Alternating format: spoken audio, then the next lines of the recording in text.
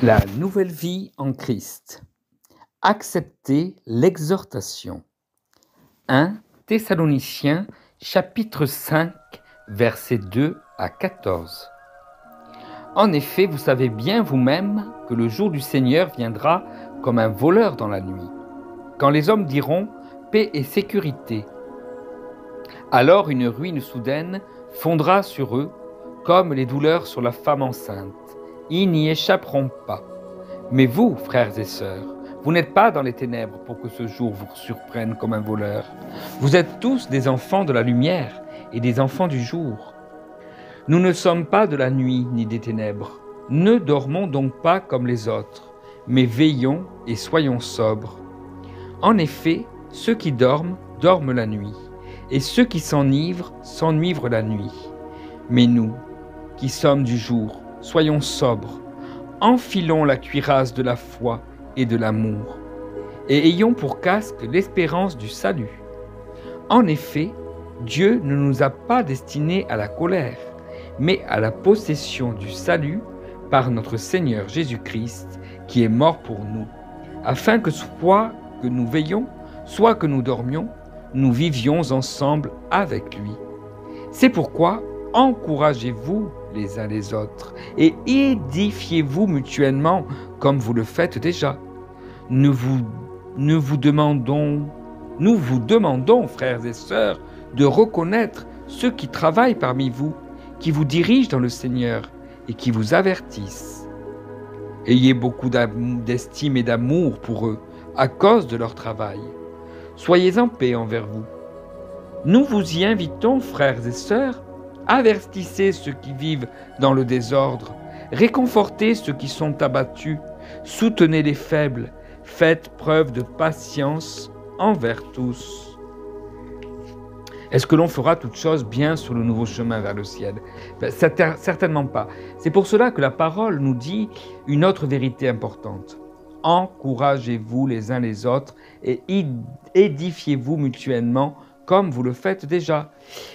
Exhortation et encouragement font partie de la vie d'un chrétien. Soit on est exhorté, soit on exhorte quelqu'un d'autre. Que celui qui exhorte les autres ne se croit pas important, mais au contraire qu'il demande la sagesse nécessaire pour exhorter. Si on est exhorté par quelqu'un, il nous faut demander une vraie humilité, afin d'être prêt d'accepter cette exhortation légitime. Effectivement, il y en a qui ont bien commencé, mais il se peut qu'ils se soient endormis sur le chemin vers l'éternité. Ils se sont arrêtés. Un monde perdu va malheureusement en dormant à la rencontre de Christ et du jugement à venir. Autour d'eux, il y a la nuit et les ténèbres, comme le disent les versets cités. Il y a spécialement l'exhortation pour ceux qui ont été sauvés. Ne dormons donc pas comme les autres, mais veillons et soyons sobres. En lisant la Bible, cette exhortation n'atteint souvent plus le chrétien endormi, puisqu'il a mis sa Bible de côté.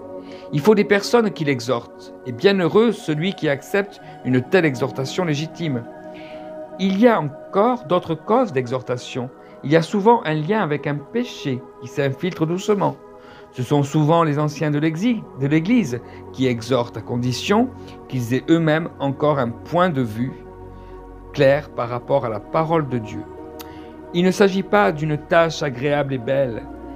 C'est pour cela que nous lisons aussi, nous vous demandons, frères et sœurs, de reconnaître ceux qui travaillent parmi vous, qui vous dirigent dans le Seigneur et qui vous avertissent.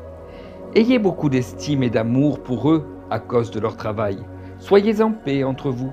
Si l'ancien qui exhorte est sérieux, il n'exhorte pas pour montrer enfin sa position d'autorité, mais parce que cela est important d'après les Écritures. Il y en a qui sont ravis lorsqu'ils entendent de plaisantes et jolies prédications. Et ils vont peut-être aussi féliciter l'ancien qui a enseigné. Mais on peut rapidement baisser en estime si on est obligé de prononcer des exhortations désagréables. C'est pour cela que Dieu a fait écrire les versets que nous avons lus. Un chrétien, s'il est un vrai chrétien, ne s'écroule pas sous une exhortation légitime, mais il l'accepte avec remerciement. Ce n'est que comme cela que l'on peut avancer dans la foi. Le reste amène à un affaiblissement du caractère de la foi. Je vous remercie infiniment d'avoir écouté cette parole, cette exhortation. La prochaine fois, nous verrons autour du pardon, puis de discerner la volonté de Dieu. Et vous pourrez, je reprendrai également le chemin vers Dieu avec un moment très important dans la vie du chrétien, le mariage.